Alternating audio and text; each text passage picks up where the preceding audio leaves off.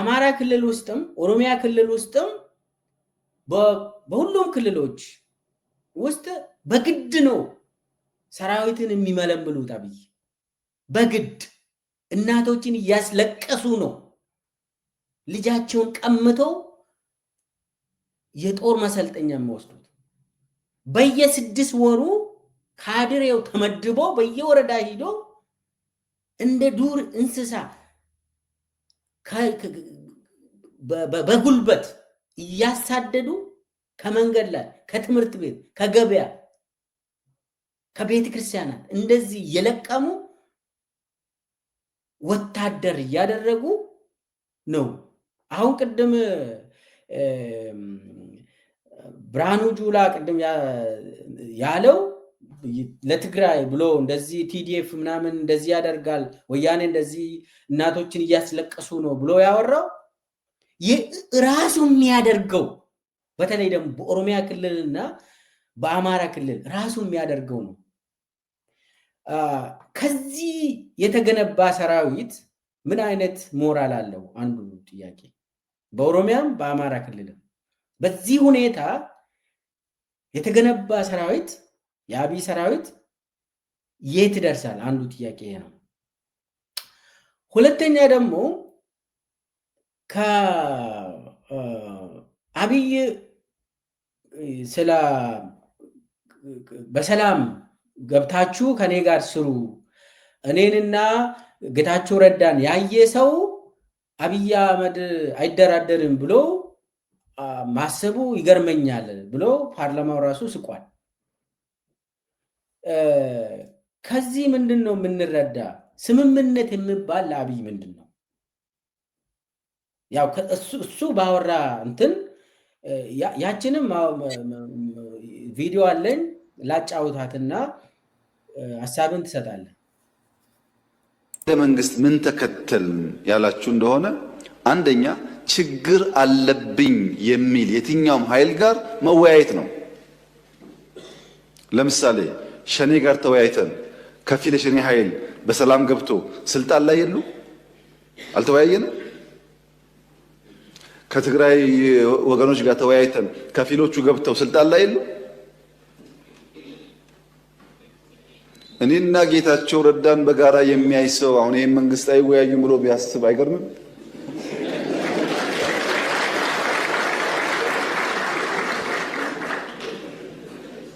ሰው ሊስት ይችላል። የግል ጉዳይ አይደለም። በእኔና በኤክስ በእኔና በዋይ መካከል የግል ጉዳይ አይደለም፣ የሀገር ጉዳይ ነው። በሀገር ፍላጎት እስከተግባባን ድረስ የግሉን ቸል ማለት ያስፈልጋል ብለን ስለምናምን ነው እንጂ የለም እኮ እንደዚህ አይነት ባህል። አሁን እኛ የምናደርገው ባህል እኮ አናውቀውም። ካሸነፍክ ነው። መወያየት ያስፈልጋል።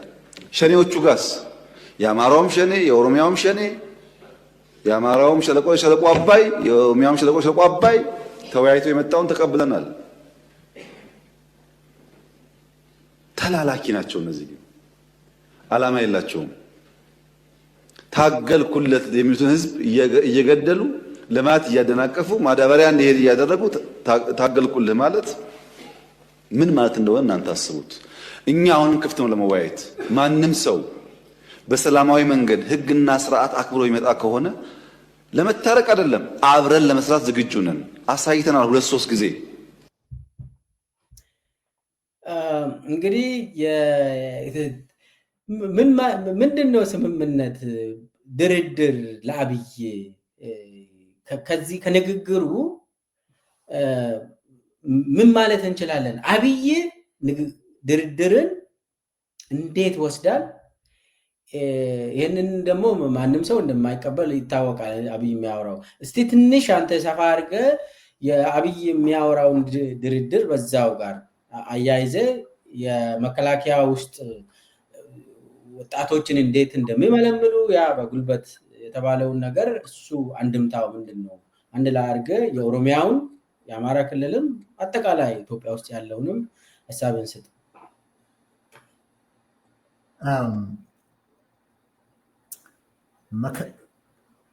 በከፊል ነው ያለው። ተነጋገርን ነው አይደለም? ዋናው ነገር አሁን ተነጋገርን ነው። በከፊል ነው በከፊል ነው።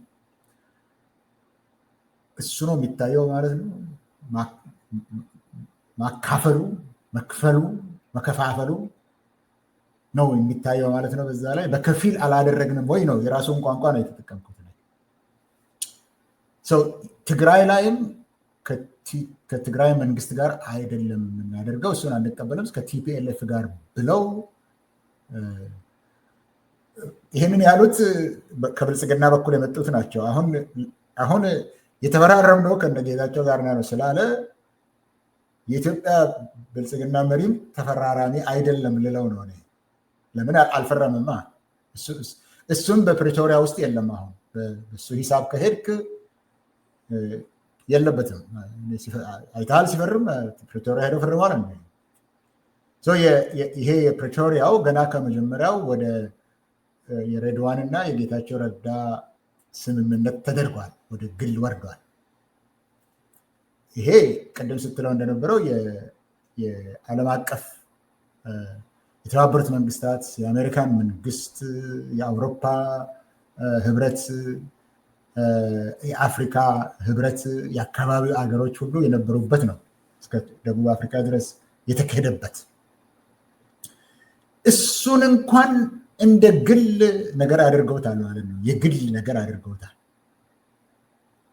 ስለዚህ የፕሪቶሪያ ነገር የለም በሚባልበት ጊዜ የግል ስላደረገው የሬድዋንና የጌታቸው ረዳ የግል ስምምነት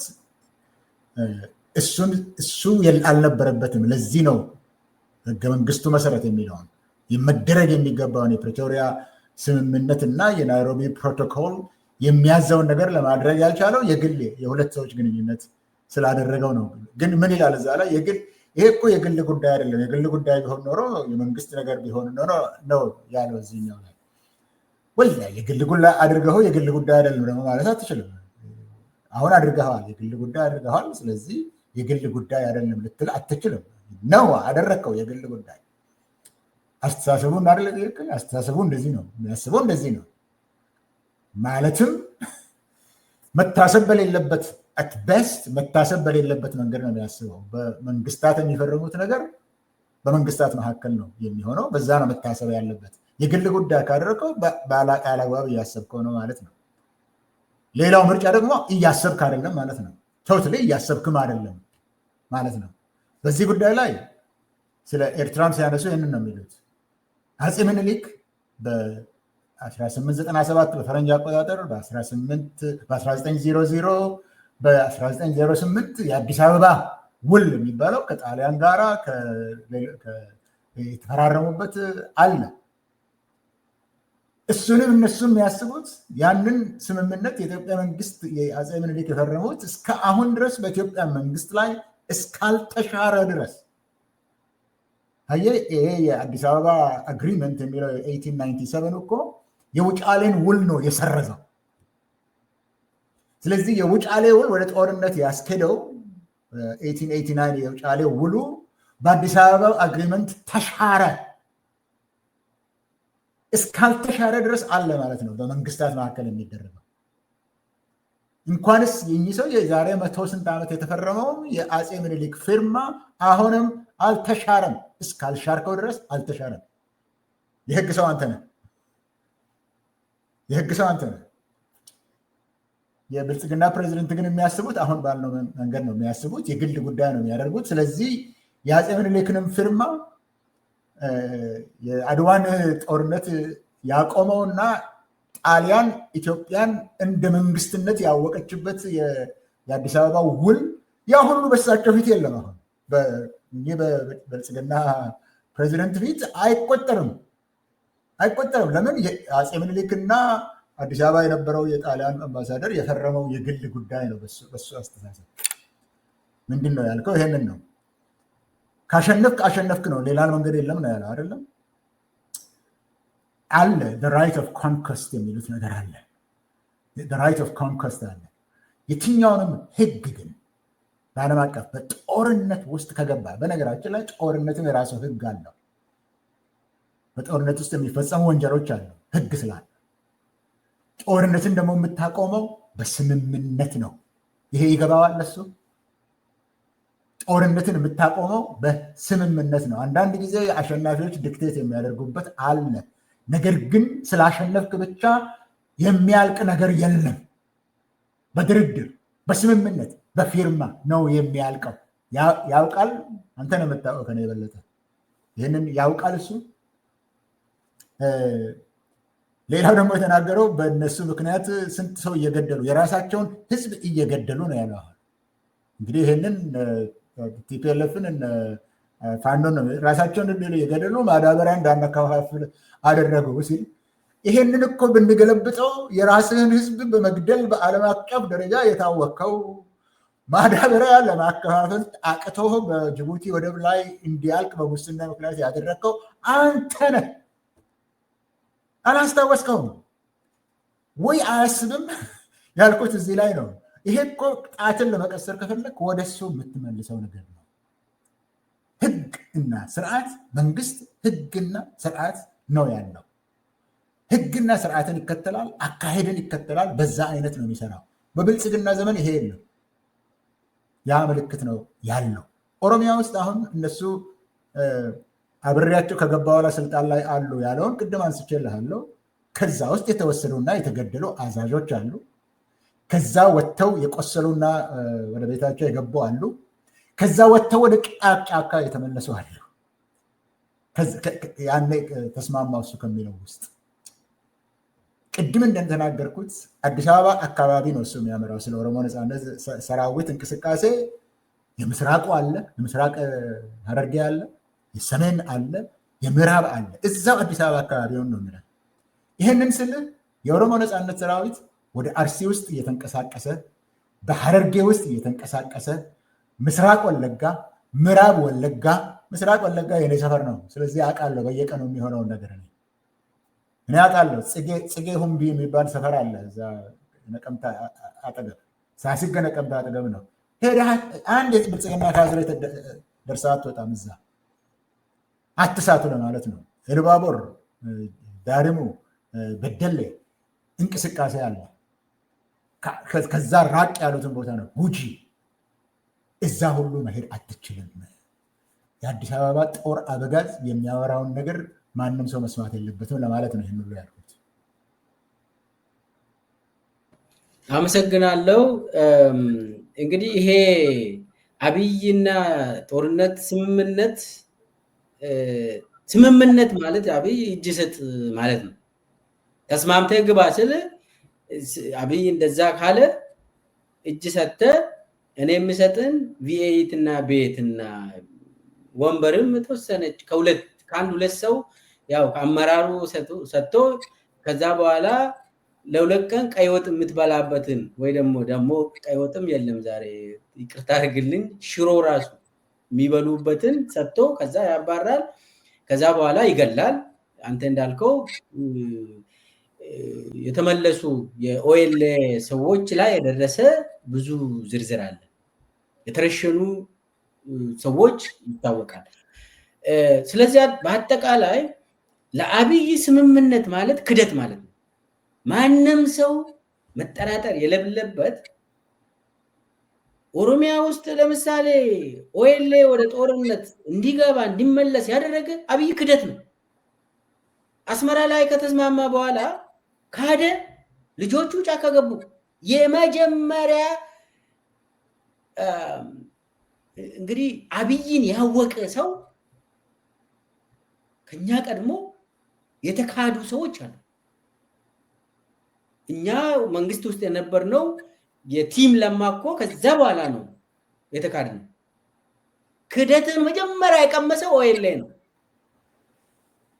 ጫካ የገቡት ዝም ብሎ ሱስ ሆኖባቸው አይደለም፣ ስላልተካዱ ነው። ስለዚህ አብይ ይክዳል፣ ሁሉንም ሰው ይክዳል። ፕሪቶሪያንም ካደ፣ አማራ ህዝብንም ካደ፣ ኦሮሞንም ካደ፣ አሁን ሶማሌም ካደ። ሁሉም ኢትዮጵያ ውስጥ ያልተካደ የለም።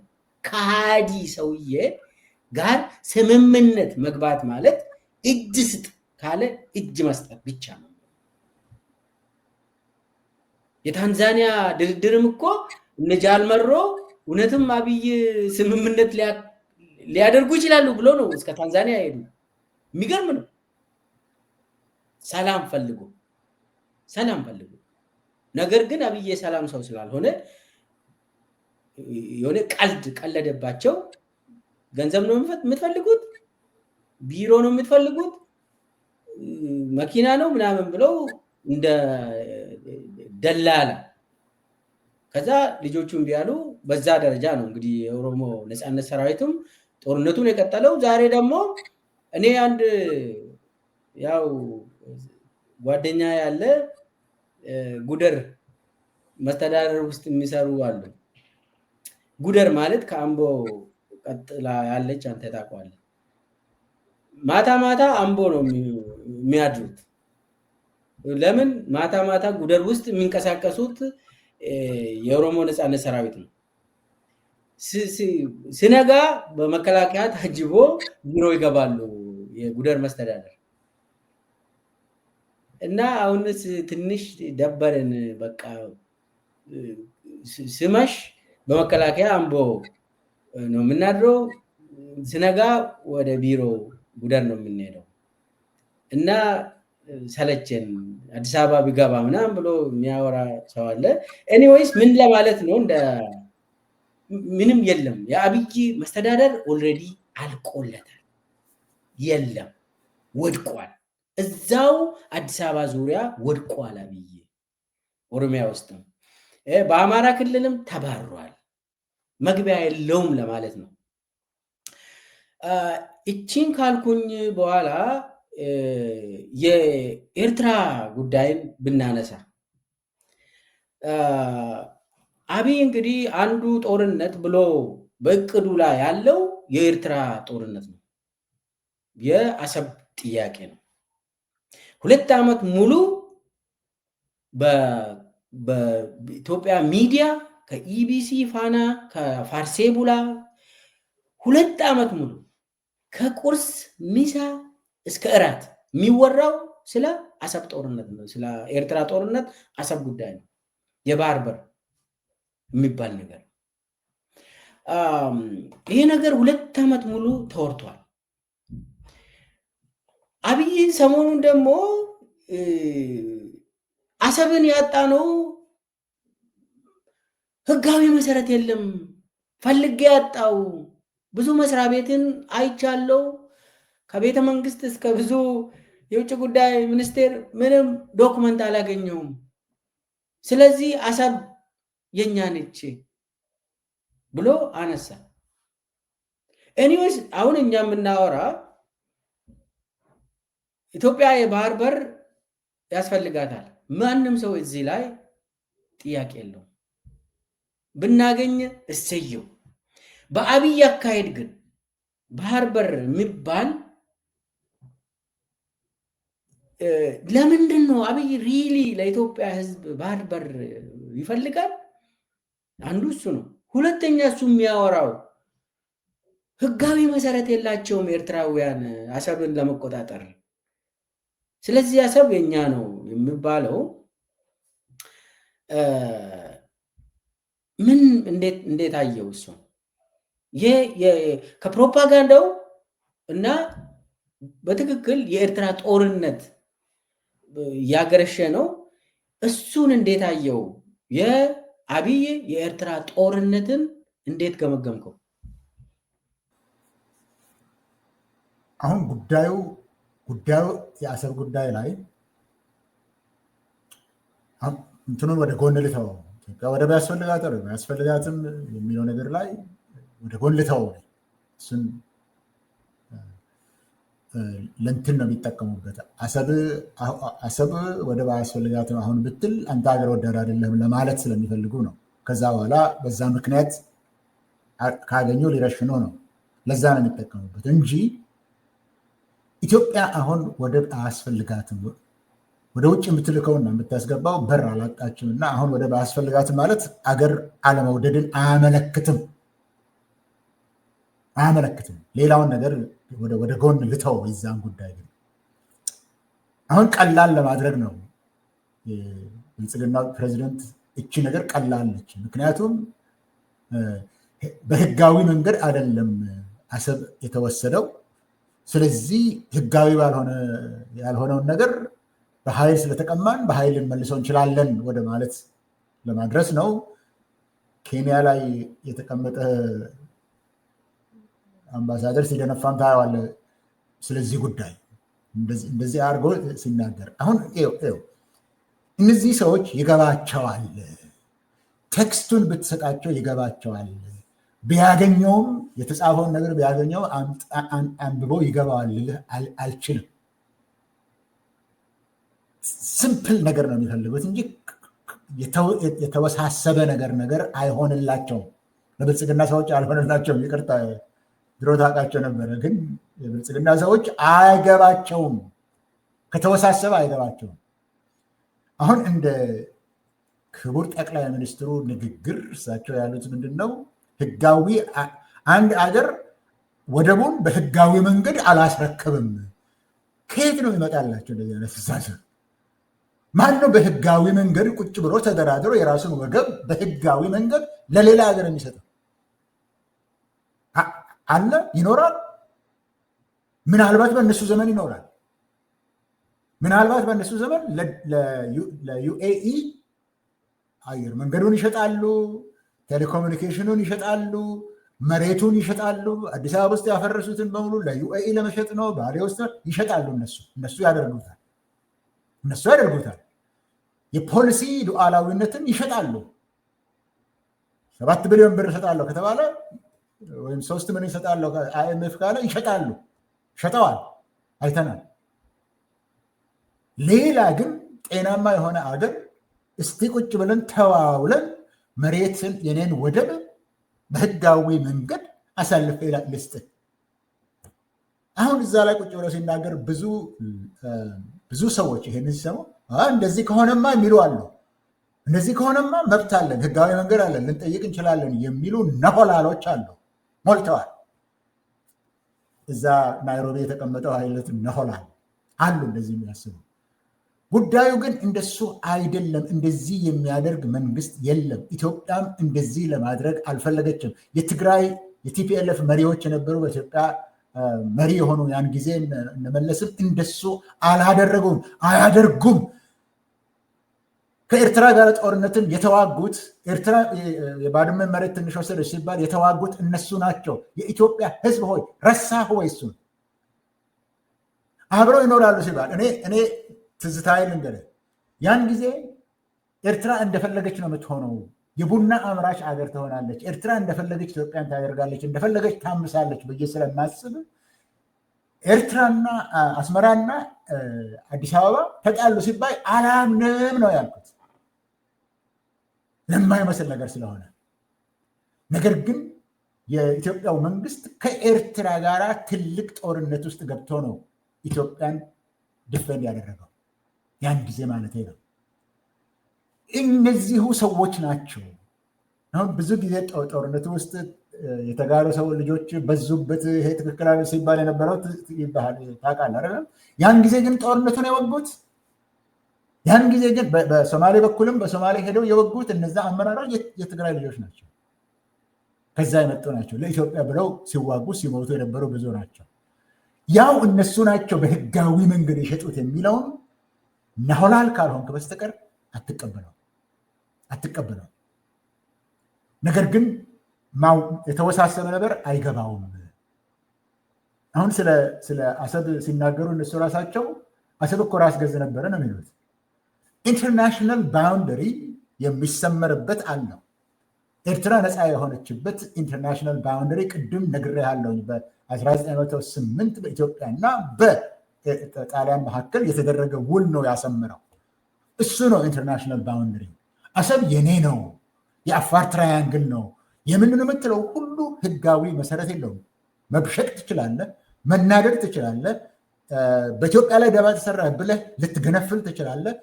ከህግ አንጻር ግን ምንም ተቀባይነት የለው።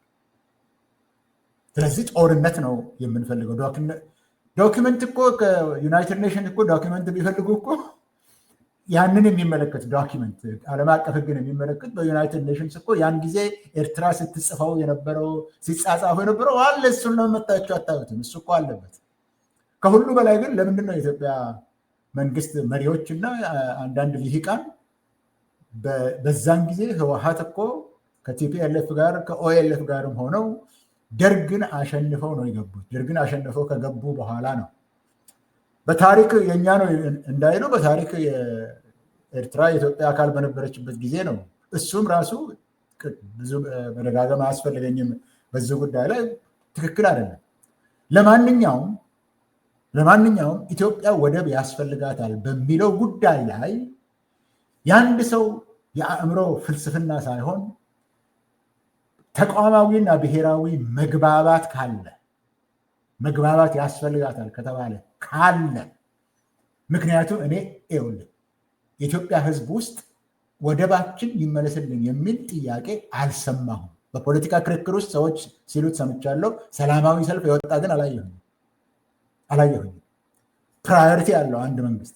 ስለዚህ የብሔራዊ ጥቅም ጉዳይ ነው ተብሎ ስምምነቱ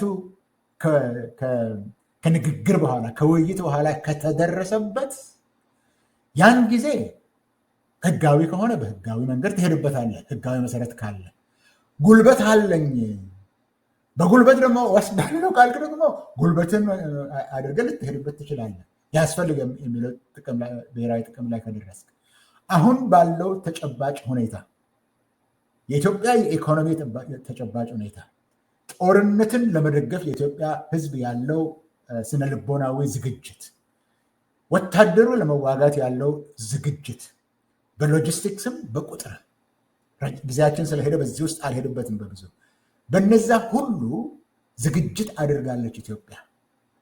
የወታደራዊ ቁመናው፣ የህግ ቁመናው፣ የህዝብ ድጋፉ፣ የስነ ልቦና ዝግጅቱ፣ የሞራል ድጋፉ አለ ቢባል እንኳን በአሁን ሰዓት አይከድበትም። ኢትዮጵያ በብዙ ጦርነት የታምሳ ባለችበት ሰዓት የሚከድበት አይደለም። ነገር ግን አሁን እንዳልኩ ወደብ እንፈልጋለን ብለዋል። ይሄ ከማን አእምሮ ነው የመነጨው? አንድ ቀን ቁጭ ብሎ ስላይድ አዘጋጅተው ኢትዮጵያ በቀይ ባህርና በሬድ ሲ እና በብሉ ናይል መካከል ነው ያለችው፣ በሰማያዊና በቀይ መካከል ነው ያለችው። ያ ከሌላት አትኖርም ኢትዮጵያ ብለው የተናገረው የብልጽግናው ጠቅላይ ሚኒስትር ነው። ከዛ በኋላ ማንም ሰው ወስዶ ጮቤ መርገጥ የጀመረበት ጉዳይ ነው። ይሄ ቀላል ነገር አይደለም። የሰው ልጅ የሚሞትበት ነው። ጦርነቱን እንዳለው በቴክኖሎጂ እንኳን ለማሸነፍ ቢችል ልታቆየው የማትችለው ነገር ላይ ለዘላለም እንደገና ጦርነት መክፈት አስፈላጊ አይደለም። እነሱ የሚሉት የታሪክ፣ የጂኦግራፊ፣ የዴሞግራፊ፣ የጂኦፖለቲክስ፣ የህግ ኬዝ ያነሳሉ። እነሱን ካስፈለገ ሌላ ጊዜ ሄድበታለሁ። አሁን ግን ለኢትዮጵያ አይጠቅምም። ይሄ ለኤርትራ አይጠቅምም፣ ለኢትዮጵያ አይጠቅምም፣ ለትግራይ አይጠቅምም። ውድመትን ሊያመጣ ይችላል። የሰው ልጆችን ደም ሊያፈስ ይችላል። ይደርሳል። ይሄ ሁሉ የተፈለገው ነገር ግን ከግብ አይደርስም። ይህንን እወቁ። ለኢትዮጵያ ህዝብ የምናገረው ይህንን ነው። ጊዜው አሁን ነው። ስምምነት ቢኖርም ጊዜው አሁን አይደለም። የምናልቅበት ጊዜ አይደለም። ሰላም የምንፈልግበት ጊዜ ነው። በሀገር ውስጥም ከጎረቤቶችም ነው። አመሰግናለሁ። እንግዲህ እየጨረስን ነው። ስለዚህ አሁን አብይ ከኤርትራ መንግስት ጋር ተስማምቶ ትግራይን ወቅቷል። አብይ ራሱ ነው። ይህንን ማንም ሰው አልረሳም። ከዛ ጦርነቱንም አልጨረሰም ከትግራይ ጋር ያለው አሁን እሱንም ወደዛም እየተመለሰ ነው። የባህር በር ግን በተለይ ከትግራይ ውስጥም የተወሰኑ ሰዎች ይህንን የባህር በር ጥያቄን ይደግፋሉ ብሎ አብይ ፈልጎ ነበር። ሁለተኛ ደረጃ ላይ ደግሞ የአማራን ድጋፍ በዚሁ በባህር በር አጀንዳ ድጋፍ አገኛለሁ ብሎ ካልኩሌት አድርጓል። ለፕሮፓጋንዳ ብቻ ከኦሮሞ ኢሊቶችም ይሄ ውላገላና የሚባለው ባህር በር ያስፈልገናል ብሎ ድጋፍ ለማግኘት ቅስቀሳ አድርጓል። ይህንን አጀንዳ ስር ለመደበቅ ሞክረዋል። አሁን ሲሪየስ እየሆነ የመጣ ነው። ሲሪየስ ሆኖ የመጣ ባለበት ጊዜ ደግሞ ፈርቷል አብይ። ጥያቄው ምንድን ነው? ለ2 ዓመት ተከታታይ ይህንን ፕሮፓጋንዳ እየተጠቀመ እዛ ስር እየተደበቀ ሌላ አጀንዳ እንዳይነሳ አድርጎ የባህር በር ዜናው ይሄ ነው። የኢትዮጵያ ህዝብ ጥያቄ አይነሳም። የፍትህ ጥያቄ የለም። የሰላም ጥያቄ የለም፣ አይነሳም። በኢትዮጵያ ቴሌቪዥን በሚዲያ አይነሳም። የዳቦ ጥያቄ የለም። ነገር ግን የባህር በር ምናምን ነገር እንደ መሳሪያ እንደ ጦር መሳሪያ እንደ ጦር ተጠቅሟል። ነገር ግን አሁን ከ2 ዓመት በኋላ ፈርቷል አብይ። ፍራቻው ከየት ነው የመነጨ?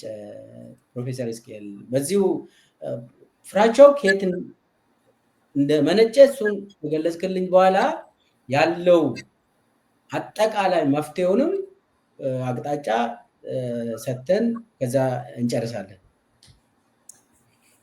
እሺ ጥሩ አሳጥረዋለሁ። ግን አንድ የሚያስቅ ነገር ላምጣ እዛ ላይ።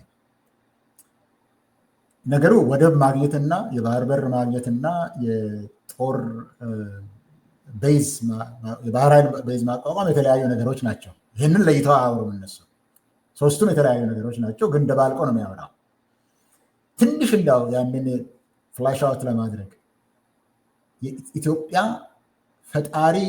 ፈጣሪ ምስክር ተጠርቶ ለፈጣሪ ምስጋና ገብቶ ኢትዮጵያ ወደብ አገኘች ተብሎ አልተነገረም ወይ? በኢትዮጵያ ቴሌቪዥን አግኝታ የለም እንደ ኢትዮጵያ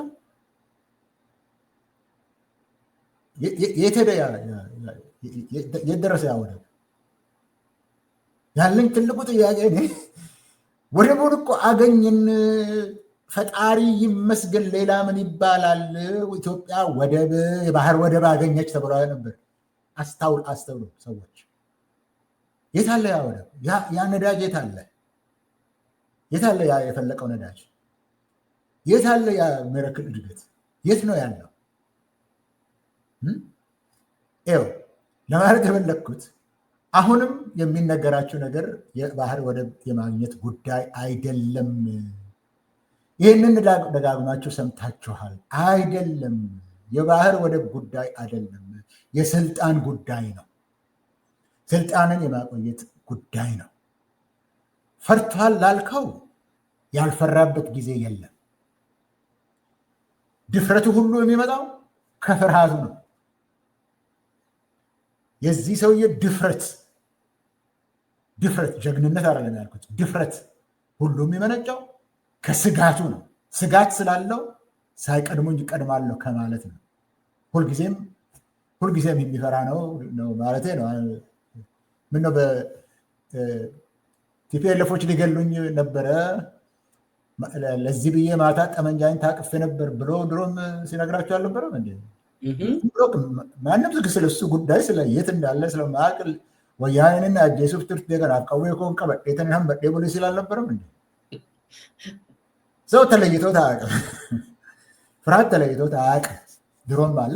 ስጋቱ ነው ድፍረቱ። ለዚህ ነው የሚቀድምና ንጹሐን ሰዎችን ደም ሲያፈስ የሚውለው። አሁን ግን የፈራው አንደኛ ቅድም የተናገር ወደብ ከፈለክ ወይ በህጋዊ መንገድ ወይ በኃይል። አሁን በኃይል ነው የምንሄድበት ነው ያለው አይደለም? ነሆላሉም የዚህ የቺፍ ኦፍ ስታፉም ሁሉም ያንን ነው። በጦርነት ነው የምንሄድበት ነው አይደለም? ያው በጦርነት ነው የምንሄድበት። የግድ በባሌም በቦሌም በምንትስ የሚላሉ በጉልበት የምንሄድበት ነው። ለዛ የሚሊተሪ የኢትዮጵያ ጦር ዝግጅት አስፈርተውታል። ዝግጅቱ አሁን የለም። ለምን? 7 ዓመት ከተዋጋ በኋላ 8ኛ ዓመት ላይ ሊደክምህ ይችላል። 7 ዓመት ስትዋጋ ሻለቆች፣ ሻምበሎች፣ ሌተና ኮሎኔሎችን ታጣለህ፣ ይገደላሉ። ኮሎኔሎች ይማረካሉ። የተማረኩትን ብሪጌደር ጀነራል አድርጎ የሚመልስበት ጊዜ ተዳክሟል ነው። ኢትዮጵያ ጦሩ ውስጥ የነበረው በዛን ጊዜ የትግራይ ጀነራሎች፣ ኮሎኔሎች፣ ሻለቆች በጣም ብዙ ነው የነበሩት። እነሱን ሁሉ አውጥቷል። ያንን መልሰ መተካት አትችልም። ስለዚህ የትግራይ ተማሪዎች፣ ሐኪሞች ቲዲኤፍ ብሎ ተነስተው እስከ ደብረ ብርሃን ድረስ ያደረሱህ ተማሪዎች እስከ ደብረ ብርሃን ያደረሱ ጦሩ ያን ጊዜም አይችልም ነበር ልልህ ነው። የዛ ዝግጅት የለውም። አሁንም 1000 አሰልጥኛለሁ ነው የሚለው አይደለም፣ በየጊዜው ይናገራል። ከዛ ውስጥ በዚህ ይገባል፣ በዛ የሚሄድ ብዙ ነው። ስለዚህ የዛ የጦር ዝግጅት ስለሌለ ያ ሳይገባው ይቀራል ብዬ አይደለም። አሁን ጥይት እንዳልነበራቸው ትናንትና ሰምቻለሁ። ወደ 40 ሚሊዮን የክላሽ ጥይት ጉድለት ያሳያል ኢንቨንተሪያቸው ማለት ሰምቻለሁ። 40 ሚሊዮን እሱን እያራገፈለት ነው ዩኤኢ በአውሮፕላን እያራገፈለት ነው። ያ ዝግጅት አልነበረውም። በጦርነት ሌላ የሚያስፈልገ ነገር አለ፣ የኃይል አሰላለፍ። ያን ጊዜ የኢትዮጵያን ሕዝብ ድጋፍ ተሸክሞ የብዙ ክልሎችን ድጋፍ ተሸክሞ የዩኤኢን፣ የኤርትራን፣ የሶማሌን ምናምን ሁሉ ይዞ መሄድ ይችል ነበር። ያ ሁሉ አሁን የለም። ያ ሁሉ የለም። የውስጥ ክልልም ድጋፍ የለም። በአማራ በኩል ደጀን የሚባለውም የለም። በኤርትራ በኩል ያለው የለም። የኃይል አስተላለፉ አይሆንም ነው እዚህ ላይ ለማለት የምፈልገው። ያን ጊዜ ትግራይ አሁን ሊመለስብኝ ነው፣ የትግራይ ሰዎች ወይም ቲፒኤልኤፍ ሊመለስብኝ ነው፣ ወይም ሰሜን ጦር ክፍለ ጦሩ ተወጋ በሚለው የህዝብን ፓሽን አነሳስቶ ህዝብ እንዲደግፈው አድርጓል። ማንኛውም ጦርነት የህዝብ ድጋፍ ከሌለው እንደማታሸንፍ ከቪየትናም ጊዜ ጀምሮ ተምረናል። የህዝብ ድጋፍ በሌለበት አታሸንፍም በጦር ብቻ። ይሄ የለም። አሁን ኢትዮጵያ ውስጥ ለመደገፍ እንኳን የሚችልበት ያኔ እኮ ገንዘብ የሚያወጣ ስንት ዩኒቨርሲቲ ነው የነበረው። አሁን እኮ ያ ዩኒቨርሲቲ እኮ ለራሱ መመገብ እንኳን አይችልም፣ ደመወዝ መክፈል እኮ አይችልም። የኢትዮጵያ መንግስት ራሱ እኮ 900 ቢሊዮን የኢትዮጵያ ብር ከባንክ ተበድሮ ነው ያንን ጦርነት የተዋጋው። 900 ቢሊዮን። የኢትዮጵያ ንግድ ባንክ ስንት ነው ካፒታላይዜሽኑ? 1 ትሪሊዮን ያህል ነው አይደለም? ከዛ ውስጥ 900 ቢሊዮን ትንሽ ነው የቀረው ጠቅላላውን። ያን ሁሉ ከንግድ ባንክ ወስዶ ነገር ግን አሸጋሸኩኝ ከአይኤምኤፍ ወስጄ መለስኩልህ፣ እንዲህ አድርጌ ከሞት አዳንኩት ነው ያለው የኢትዮጵያ ንግድ ባንክን። እንዲህ አድርጌ ከሞት አዳንኩ፣ ገሎት ከሞት አዳንኩ ይለዋል። ስለዚህ የለውም፣ የዛ ችግር አለ፣ የኢኮኖሚ ችግር አለ። ዓለም ሁሉ ደግሞ ይሄንን አይፈልግም፣ ጦርነቱን አይፈልግም በምንም አይነት። ይሄ ያስፈራል። እስካሁን ድረስም የሚደግፈውና ሂድ የሚለው ዩኤኢ ነው። በዚህኛውም ላይ ውጊያው ሊመጣ የነበረው ይህንን ብዬ አቆማለሁ። ውጊያው ሊመጣ የነበረው ሄመቲ ከምዕራብ ይጀምራል፣ እሱ ደግሞ ከዚህ ይጀምራል። ከዛ በኋላ ሱዳንንም ኤርትራንም አንድ ላይ ጨርሰው ወደ ባህር በር ሁለቱም ይመጡለታል። ሄመቲ ወደ ባህር በር ይመጣለታል፣ ኢትዮጵያ ወደ ባህር በር ትመጣለታለች። የዩኤኢ ጉዳይ ነው እያልኩኝ ነው በዚህ ጉዳይ ላይ። ይችን ለማሳየት ነው እንጂ ደፋ ቀና የሚለው ለዚህ ነው እንጂ የሚልፈሰፈሱት ለጦርነት ለመሄድ ያላቸው ዝግጅት ትክክል አይደለም፣ አልበቃም። ፍርሃቱ ከዚህ ነው የሚመነጨው። መፍራት ደግሞ ሙያው ነው። አመሰግናለሁ። እንግዲህ አጠቃላይ አብይ ፈርቷል። ፍራቻውን ደግሞ አንተ አንድ በአንድ ከሚሊተሪ ዝግጅነት እስከ ኢኮኖሚ እስከ ዓለም አቀፍ ሁኔታዎች ከውስጥ ድጋፍ የአዲሱ የአሰላለፎች በኦሮሚያ በአማራ ክልል እንቅስቃሴዎች ይሄ ሁሉ ተደማምሮ አብይ ፈርተዋል። በውስጥ ደግሞ አሁን የኢኮኖሚ ችግር አዲስ አበባ ጭምር ሰው አንቆ ሊይዙ ነው። አብይን አንቆ ለመያዝ እየሞከረ ነው ህዝቡ። ስለዚህ በዚህ ሁኔታ ውስጥ በጣም ፈርተዋል። እሱ ሲፈራ ነው እንዲያውም አክት የሚያደርገው። ወደ ጦርነት አይሄድም ለማለት አይደለም፣ ፍርሃቱ ለዚህ ነው። ግን አይሄድም እያልኩ አይደለም። ለምን እሱ አክት የሚያደርገው መቼ ነው? እጅግ ሲፈራ ነው። አብይ በጦርነት ስር ተደብቆ እንደሚኖር ተስማምተናል። ጦርነት የአብይ እንጀራው ነው። ያለ እንጀራው ደግሞ መኖር አይችልም። ነገር ግን በአሁኑ ዙር ፈርቷል ብለን ነው እየደመደብን ያለ ነው። ጦርነቱን ግን አይሄድም የሚል ኦልሬዲ ጀምሯል ትግራይ ላይ። የአሰብ ደግሞ የዩኤ ግፊትም ስላለ ሊሄድ ይችላል፣ ይተላለፍልን ብለዋል። ስለዚህ ጦርነቱ በጥቅምት አጋማሽ ሊጀምር ነበር፣ ኦክቶበር አጋማሽ ላይ እንዲጀምር ነበር። ይተላለፍልን እስከ ኖቬምበር መጨረሻ ብለዋል። አሁን ደግሞ እንደምሰማው ፌብሩዋሪ ይሆንልን። ልክ ዝናቡ እንዳበቃ ነበር የሚሄዱት። ሄምቲ ጀምረዋል በዛ በኩል። ይሄኛው ግን መጀመር አልቻለም። መጀመር የነበረበት በኦክቶበር አጋማሽ ነው፣ ዝናቡ እንዳለቀ። ትግራይ ላይ ጀምሯል። ነገር ግን በሌላው እየፈራ እየተቸረ ነው ያለው። ያው ከተማዋን ላለ ጥይቱ ምናምኑ ሊሄድ ይችላል። ግን አሁን ጠይቀው ያሉት ከኦክቶበር አጋማሽ ከጥቅምት አጋማሽ ወደ ህዳር መጨረሻ ይሄድልን ተብሏል። ሌላም ጥያቄ አለ። በሚቀጥለው ዓመት ፌብሩዋሪ ላይ ፀሐይ ገና ስትወጣ ይሻለናል፣ ድሮኑም ያኔ ነው መብረር የሚችለው እያሉ ነው። እችን ለመጨመር ነው